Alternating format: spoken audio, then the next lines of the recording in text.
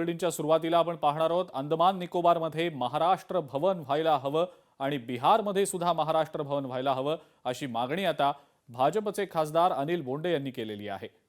महाराष्ट्र भवनाचा मी मुख्यमंत्री फडणवीस यांना प्रस्ताव दिलेला आहे अशी प्रतिक्रिया अनिल बोंडे यांनी दिलेली आहे। अंदमान निकोबारमध्ये महाराष्ट्र भवन बनवण्यासाठी देवेंद्रजी फडणवीस यांना प्रस्ताव दिलेला आहे। महाराष्ट्राचंही भवन आपलं बिहारमध्ये असलं पाहिजे, उत्तर प्रदेशमध्ये असलं पाहिजे, कर्नाटकामध्ये असलं पाहिजे। महाराष्ट्रातलं सुद्धा अंदमान निकोबार असो किंवा बिहार असो, उत्तर प्रदेश असो, कर्नाटक असो, बेंगलोरमध्ये आपले खूप पोरं ITचे जातात, तिथे पण महाराष्ट्र भवन असलं तर आपल्यालाही हक्काचं एक घर मिळतं आणि त्याच्यामुळे ही संकल्पनाच चांगली आहे। बिहारच्या मंत्र्यांनी आव्हानाची भाषा केली असं वक्तव्य ठाकरे सेनेचे खासदार संजय राऊत यांनी केलेली आहे। बिहार भवनाची जागा पाटण्यातून आणणार आहेत का?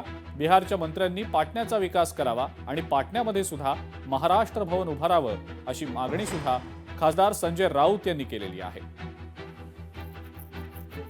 मुंबईत बिहार भवन त्यांना कशा करता बांधायचं आहे?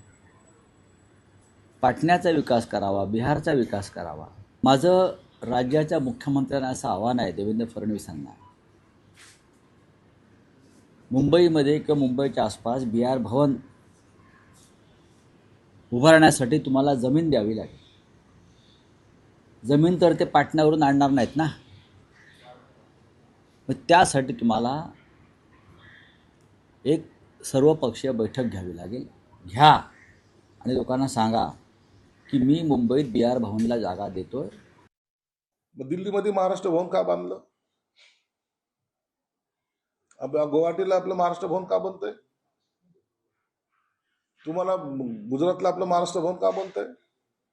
हा प्रश्न जर त्यांनी विचारला तर संस्कृतीची देवाणघेवाण करणं ही महाराष्ट्राची संस्कृती आहे। आपण चेन्नईमध्ये सुद्धा बांधू, याचा अर्थ असा होत नाही की कुणाला पाठराखण करणं। प्रत्येकाच्या स्टेटचं एक स्वाभिमान ठेवणं हेच आपलं वैशिष्ट्य आहे।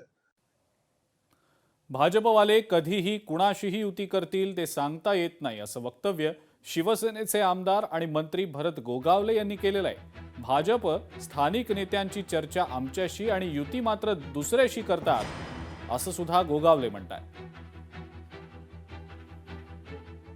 ना आता बऱ्याचशा ठिकाणी आम्ही स्वतंत्र आहोत, कारण तिकडे फक्त जर कर्जत खालापूर जर ते सोडलं तर मग इकडे आम्ही स्वतंत्र आहोत, कारण ते भारतीय जनता पार्टीवाले कधी कोणाशी काय युती करतील हे आज सांगू शकत नाही आहे।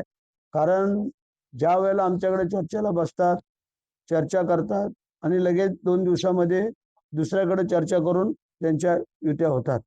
त्याच्यामुळे सध्या तरी आम्ही दक्षिण रायगडकडं आम्ही वन मॅन शो चालवलो।